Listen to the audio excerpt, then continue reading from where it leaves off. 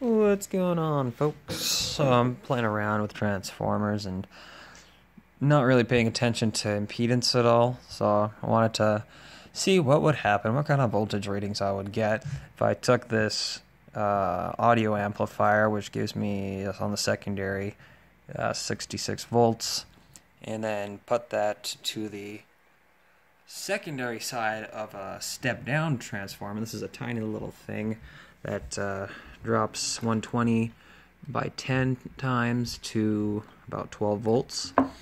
And what I found was I did get a voltage increase as I expected, not exactly as much as I thought I would.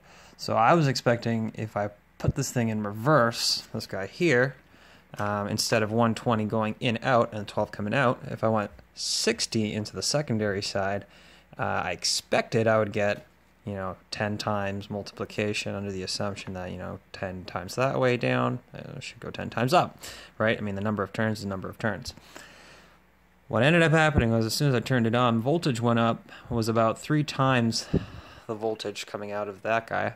However, a lot of noise, humming, and this guy started to smoke. Started to seep smoke from there.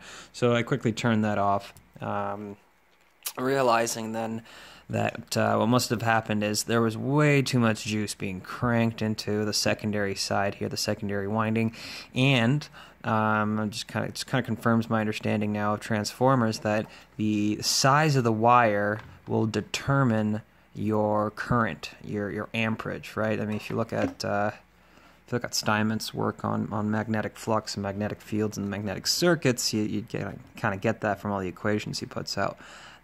F, the magnetomotive force, is equivalent to Ni, which is the number of turns, times amperage. So, you got one one constant force coming in, and the amount of turns in there is going to determine how much amperage is going to pump out. So, being that the wires in here are definitely very small, such that they would be able to facilitate, was that 5 VA? Yeah, 5 VA at 10 volts. It's really tiny. That's like nothing. It's like barely 5 watts. Right? So, fun. Learning is always a great experience. So now what I want to do is, instead of putting this guy in reverse, maybe I should put this 6,000 volt transformer over here instead. And take that guy off. There we go. Ooh, smells like VOCs, like volatile chemicals.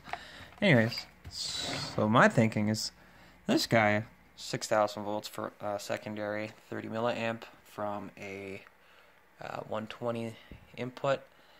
Now this guy, obviously if I connect it correctly with the primary winding connected to the secondary winding of this Hammond audio amplifier, then I shouldn't have any overpower issues in any of the windings on either side. I shouldn't experience any burning out. However, being that it's only 60 volts coming out of this guy, I can even drop it to 33 if I ground one side and then I just use the two outputs as separate phases, well, then I should only get 3,000 volts, if not 1,500.